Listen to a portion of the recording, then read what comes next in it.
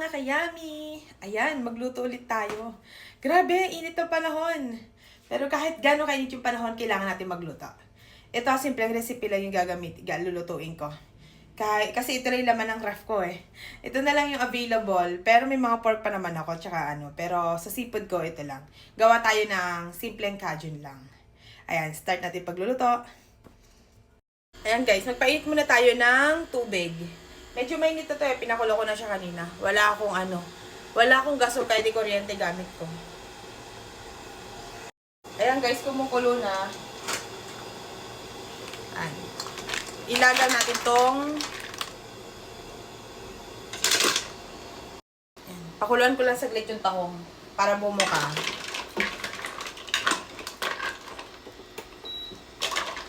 Masanay akong gamitin yung lutuan na, yung gasol, compare sa di kuryente.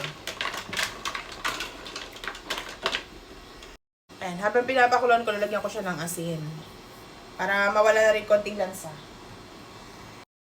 Guys, nilaga ko lang konti yung tahong. Ayan, bumuka na rin siya, kaya patay na natin. Hanguin na natin yung tahong. Ayan guys, nalaga ko na yung tahong ko. Tapos, tinanggal ko yung kabiyak para mas sumusuot yung sauce niya mamaya pag niluto natin. Ito yung hipon, tapos sibuyas, oyster sauce, tomato sauce, and butter. Tapos yung marami nating bawang.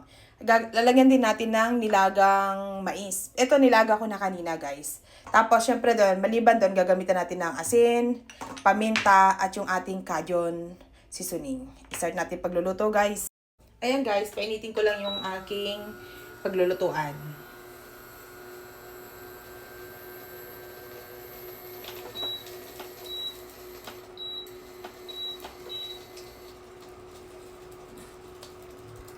Yan, lagyan lang natin ng mantika.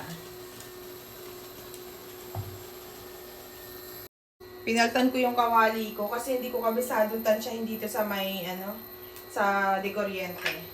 Ayan, pag ganyan guys, naglagay na ako ng mantika, pinainit ko na siya. Tapos lagay natin yung bawang. Kaya hindi ko ito masyadong ginagamit eh.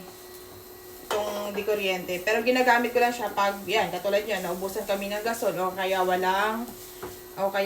yun, naubusan nga pala. Luto ko lang siya hanggang maging brown na yung ating bawang. Tuloy lang sa paghalo.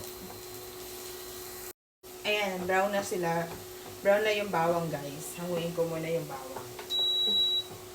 Bawasan natin. Lalagay ko na lang din siya dito. Ayan guys, nahango ko na yung ibang bawang. Pero ibang bawang iwan ko dito kasi pagluluto ko. Ayan. Pag ganyan na guys, nahango ko na ibang bawang, ilagay natin yung butter.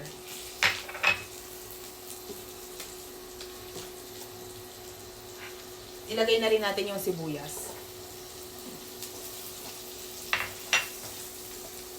Ngayon lang natin na matunaw yung butter natin.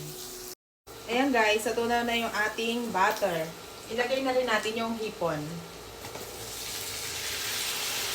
Nahugasan ko na to guys, malinis na rin. Ayan. Lagyan natin ng salt. At lagyan din natin ng black pepper. Lagyan ko din ng magic sarap. Ayan guys. Yan, haluin lang natin. Pag ganyan color na yung ating hipon, hanguin natin muna. Para hindi siya masobrahan sa luto. Ay, ang dulas nung ano. And guys, sinangon ko muna siya kasi pag over sa luto to, mahirap baltan. Ilagay natin tong tomato sauce.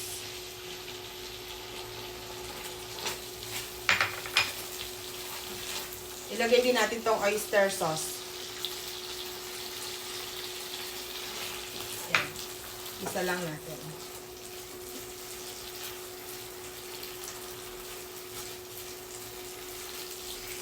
Lagyan natin ng kalahating basong tubig. Ayan, pakuluan lang natin. Konti lang nilagay ko pala. Halos 1/4 lang ng isang baso. Ayan, pag kumukulo na, lagyan ulit natin ng paminta. Lagay na rin natin yung cajun. Mali pa rin. Hindi pa nakatutok sa camera. Dagdagan natin para mas masarap. Tsaka mas spicy.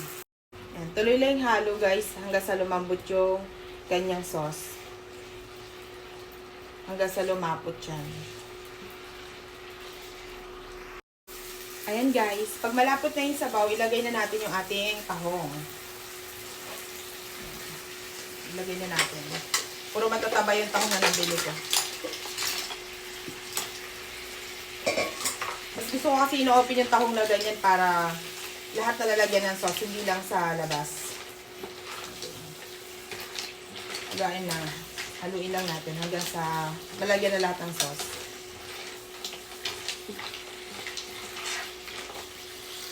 Ayan guys, na lagyan ng sauce lahat. Ilagay na rin yung ating hipon.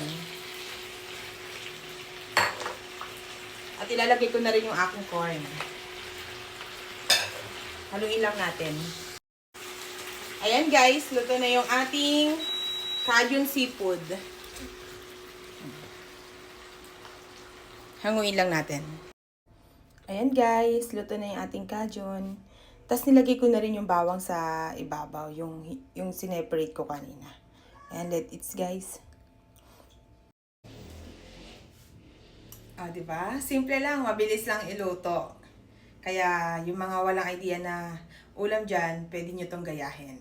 At pag nagustuhan nyo yung aking video, pa-like and share naman sa aking page. At pa-subscribe na rin sa aking YouTube channel. Salamat guys and thank you for watching. Bye-bye!